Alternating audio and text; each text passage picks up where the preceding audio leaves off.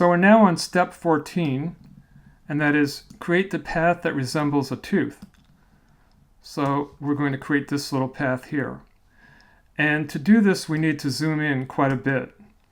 So let's do the spacebar command key, spacebar plus command to zoom in.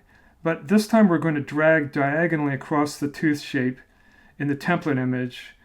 You need to zoom pretty closely in to probably about 800%. So spacebar command, and then we drag diagonally across the tooth, look to the bottom lower left of the interface, and get to about 800%.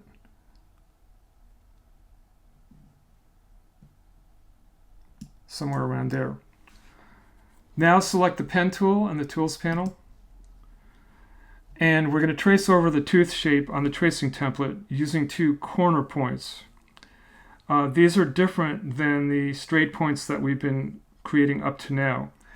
Corner points connect 2 curved lines, or a straight line and a curved line. You need to use a different technique than just clicking. There's some, you're using the Option key to break the connection between 2 direction lines. I'll show you how this is done in a second.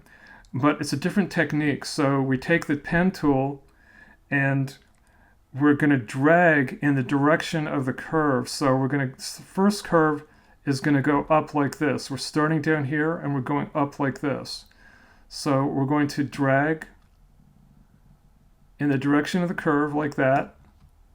And now we're going to drag roughly in the direction of the curve if it were to continue in the way that it's already going. So we're going to drag like this, and we get a line like that. Now we're going to click on this anchor point to tell it, hey, the next segment is going to be a straight line. So click there, and that direction line disappears. So now we have a straight line. So here it's just going to be a click. We got a straight line. Now we're going to hold down the Option key and drag in the direction of the curve, which is this way here. And now we want to go down to where we started, and we see that little circle saying we're about to close the path. And we're going to hold down Option here and drag kind of off to the bottom left with the Option key to create a corner point.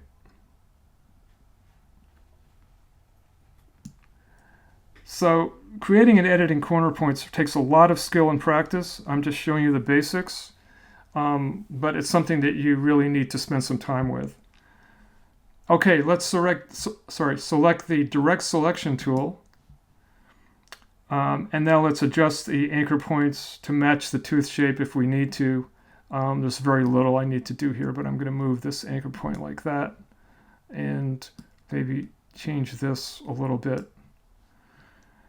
Okay, and click in a blank space to deselect all. And now we're going to quickly go back to our overview view, which is in the view menu. So view menu, all the way down at the bottom, we have our saved view, which is overview. And we get to this. And so now we're going to, we've got everything fleshed out here in outline mode. So the next step is we're going to start coloring. So right now, let's save and go to the next step.